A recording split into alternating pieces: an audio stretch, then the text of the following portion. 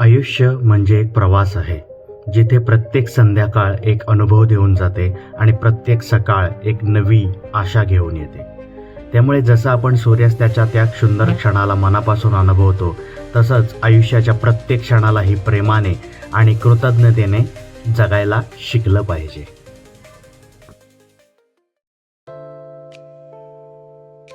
सुप्रभात मित्रांनो. आता ही दुसऱ्या दिवसाची आपली सकाळ आहे.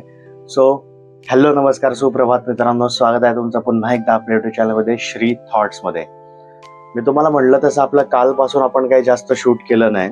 तर काल आपण संध्याकाळी साधारणपणे 5 वाजता पुण्यातून निघालो होतो आणि इथं पोहोचेपर्यंत आपल्याला ऑलमोस्ट पहाटेचे 2-2:30 का 3 वगैरे वाजले होते.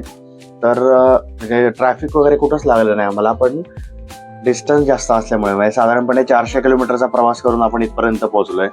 तर आपण फायनली मित्रांनो आपण आलेलो आहोत देवगडला. आता इथं कसं पोहोचलो, काय पोहोचलो, त्याची स्टोरी मी तुम्हाला थोडक्यात सांगतो. आणि जे काही मध्ये मध्ये शूट आपण केले होते ना, छोटे छोटे क्लिप्स केले होते, त्याची मी तुम्हाला माहिती सांगतो. तर मी तुम्हाला म्हटलं तसं आपण 5 वाजता ताम्हिणी घाट मार्गे देवगडला यायला निघालो. तर ताम्हिणी घाट मी का निवडला ना, त्याचं पण एक तुम्हाला रिझन सांगतो. सगळ्यात महत्त्वाचं त्याचं रिझन म्हणजे हेच होतं की आपल्याला कुठल्याही रात्रीच्या प्रवासामध्ये आपल्याला म्हणजे घाटातून आपल्याला रात्रीचा प्रवास करायचा नव्हता. म्हणजे हे मी सगळ्यांना हीच गोष्ट सांगेन की रात्रीच्या घाटातून प्रवास शक्यतो तुम्ही टाळा. आणि तुमच्यासोबत जर फॅमिली असेल तर 100%, कारण की हे थोडं रिस्की असू शकतं. ऑब्व्हियसली रात्रीचं ड्रायव्हिंग म्हणा किंवा रायडिंग म्हणा हे रिस्कीच असतं, तरी पण त्याच्यामुळे मी ताम्हिणी घाट निवडला. त्याच्यामुळे माझं एक कमीत कमी 50 ते 60 किलोमीटरचं रनिंग वाढलं. पण ते मला वर्थित वाटलं, कारण की हे त्याचं रिझन सगळ्यात महत्त्वाचं. आणि दुसरी गोष्ट म्हणजे साधारणपणे एक 10-10:30 वाजता आम्ही चिपळूणच्या आसपास होतो. तिथं आम्ही जेवण केलं. त्याच्यानंतर आम्ही कंटिन्युअसली म्हणजे नॉनस्टॉप आम्ही डायरेक्ट देवगडपर्यंत आलो. आणि मी तुम्हाला म्हटलं तसं रात्री 2-2:30 वाजता वगैरे आम्ही देवगडला पोहोचलो. आणि आजच्या दिवसाची ही सकाळ आहे, दुसऱ्या दिवशीची. तर आज पण आमचा आता असा विचार आहे की थोडं जरा रिलॅक्सच दिवसभर राहायचं आणि संध्याकाळी आपण कुठल्या तरी बीच डेस्टिनेशन म्हणजे जवळपास आपल्याला भरपूर बीच आहे. देवगडचा बीच आहे मोस्ट फेमस आणि खूप अंडररेटेड असे असलेले तारामुंबरी, मिठमुंबरीचा बीच आहे. तर हे बीच आपण एक्सप्लोअर करण्याचा प्रयत्न, हे बीच म्हणजे तिन्ही नाही, ह्यातला एक कुठला तरी, आणि तिथं आपण छानशी संध्याकाळ स्पेंड करणार आहोत. आणि ह्याच्यानंतर मित्रांनो रविवारी आहे महाशिवरात्र.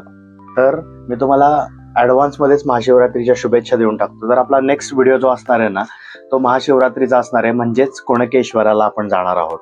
देवगड तालुक्यातील सर्वात प्रसिद्ध असं महादेवांचं मंदिर जे की कुणकेश्वर. आपण मागच्या एका आपल्या सिरीजमध्ये ते पूर्ण मंदिर कव्हर केलं होतं. त्याची रील सुद्धा बनवली होती, ती सुद्धा खूप आपली व्हायरल झाली होती.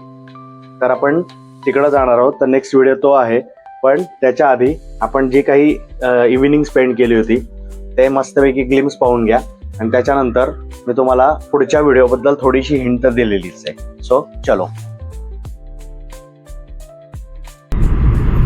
मित्रांनो, तुम्हाला थोडंसं परत मागं घेऊन जातो आणि ही ताम्हिणी घाटातील रम्य अशी ही संध्याकाळ दाखवतो.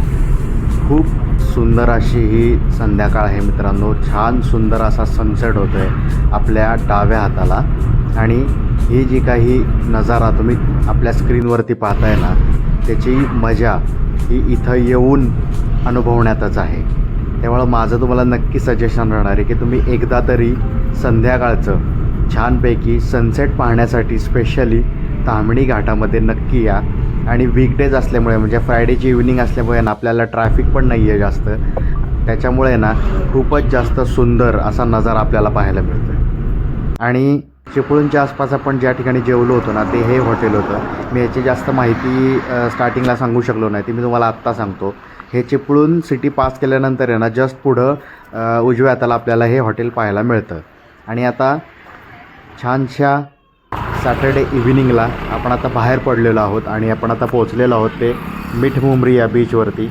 आणि हा मिठमुंबरी बीचचा सुंदर असा नजारा. मित्रांनो, हा जो बीच आहे ना, हा देवगडपासून कुणकेश्वराकडे जाणारा जो रस्ता आहे ना, त्या रस्त्यावरती आपल्याला हा बीच पाहायला मिळतो.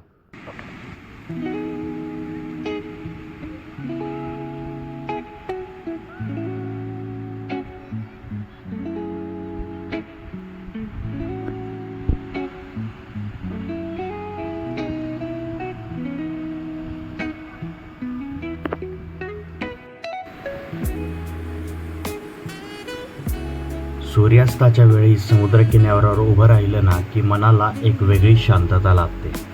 आकाशात केशरी, गुलाबी, जांभळे रंग अलगद मिसळत जातात. जणू निसर्ग स्वतःच एक सुंदर चित्र रंगवत आहे. समुद्राच्या लाटांचा हलका आवाज कानात पडतो आणि त्या प्रत्येक लाटेसोबत दिवसाचा थकवा हळूहळू दूर जातो.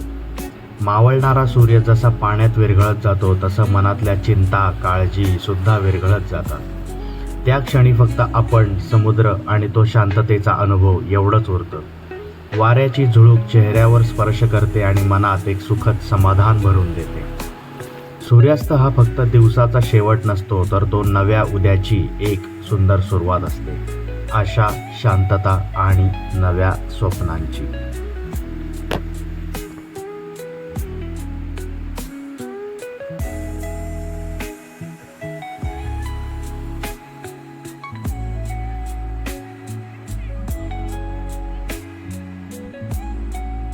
मित्रांनो, आयुष्य देखील आहे ना या समुद्रासारखंच असतं. कधी शांत, कधी अस्थिर, कधी आनंदाने उसळणारं तर कधी दुःखाने भरलेलं. लाटा सतत येतात जातात, तशाच आपल्या आयुष्यातही प्रसंग येतात आणि निघून जातात. कोणतीही लाट कायम राहत नाही आणि कोणतेही दुःख कायम राहत नाही. हा मोठा धडा आपल्याला या समुद्राकडूनच मिळतो. सो मित्रांनो, आपण फायनली आत्ताच मिठमुंबरी बीचला जाऊन आलेलो आहे. खूप सुंदर असा हा बीच होता. खूप छान अशी तिथं इव्हिनिंग आपण स्पेंड केली. आणि मी आहे ना मुद्दाम तो व्हिडिओ आहे ना ॲज इट इज रॉच ठेवणार आहे. फक्त एक हलकीशी मी तिथं म्युझिक टाकणार आहे. माझा कुठलाही तिथं तुम्हाला व्हॉइस ओव्हर दिसणार नाही काही ठिकाणी. कारण की तिथली जी शांतता आहे किंवा तिथला जो फील आहे ना तो तुम्हाला पण यावा, त्यासाठीच माझा हा प्रयत्न आहे. तर मित्रांनो, एकंदरीत ही आपली शॉर्ट अँड स्वीट अशी ट्रिप चालू आहे. देवगडला आपण आलेलो आहोत. बऱ्यापैकी रिलॅक्सेशन आपला हा मोड होता. त्याच्यामुळे मी काही जास्त शूट केलेलं नाही. आणि ऑब्व्हियसली मी तुम्हाला मागच्या 1-2 व्हिडिओजमध्ये सांगितलं होतं, आपल्याकडे आता गोप्रो नसल्यामुळे थोडंसं जरा लॅग असणार आहे आपल्या व्हिडिओजमध्ये. पण तरी पण भरपूर साऱ्या कॉन्टेंट, भरपूर सारी माहिती देण्याचा माझा प्रयत्न असणार आहे. तर मित्रांनो, मी आता तुम्हाला थोडक्यात सांगतो की आता नेक्स्ट आपला व्हिडिओ असणार आहे तो कुणकेश्वराचा. महाशिवरात्रीच्या दिवशी कुणकेश्वराची खूप मोठी यात्रा भरते. आणि हा एक निव्वळ योगायोग आहे की महाशिवरात्रीच्याच दिवशी आपण देवगडला आलोय आणि आपण आता जाणार आहोत कुणकेश्वराचं दर्शन घेण्यासाठी. तिथली यात्रा कशी असती, कोकणातली यात्रा कशी असती, ते आपल्याला अनुभवायला मिळणार आहे. आणि दुसरी गोष्ट म्हणजे मी तुम्हाला म्हटलं तर जास्त काही एक्सप्लोरेशन केलेलं नाहीये. पण या व्हिडिओमध्ये ज्या मी तुम्हाला गोष्टी दाखवल्या किंवा जी काही माहिती सांगितली ती तुम्हाला आवडली असेल, ती तुम्हाला पटली असेल, ती तुम्हाला माहितीपूर्ण वाटली असेल तर नक्की व्हिडिओला लाईक करा, आपल्या चॅनलला सबस्क्राईब करा. आणि कोणत्याही कारणास्तव तुम्हाला माझं हे डेडिकेशन आवडत असेल तर नक्की सपोर्ट करा. तर आपला व्हिडिओ मी आता इथंच एंड करत आहे. तर ओके, टाटा, बाय बाय. आणि हो, सगळ्यात महत्त्वाची आठवण म्हणजे इंस्टाग्रामला फॉलो करा. तिथं लाईव्ह अपडेट्स सुरू असतात. आणि ह्या ट्रिपमध्ये आम्ही जे काही सुंदर सुंदर फोटोज आणि रील्स बनवलेले आहेत ते इंस्टाग्रामवर आहेत. आपल्या शॉर्ट व्हिडिओमध्ये पण मी अपलोड करतोय.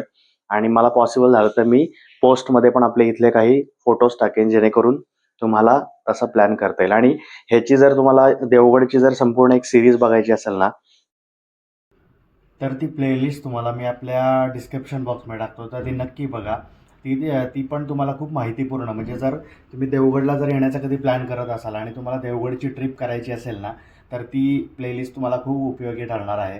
आणि मला कमेंट करून मित्रांनो नक्की सांगा की तुम्हाला डिटेल्ड व्हिडिओ पाहिजे असेल, म्हणजे एकाच व्हिडिओमध्ये तुम्हाला संपूर्ण माहिती पाहिजे असेल की देवगडला कुठं राहायचं, म्हणजे कुठं फिरायचं, कोणते कोणते स्पॉट कोणत्या दिवशी कवर करायचे, इट मीन्स आयटिनरी, आणि किती दिवसांचा प्लॅन, हे सगळं कमेंट करा.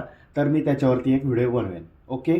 सो कोणत्याही कारणास्तव पुन्हा एकदा मी तुम्हाला तेच सांगतो, कोणत्याही कारणास्तव तुम्हाला व्हिडिओ आवडला असेल तर नक्की लाईक करा, चॅनलला सबस्क्राईब करा आणि तुमच्या भावाला, तुमच्या मित्राला सपोर्ट करा. Okay, tata, bye bye.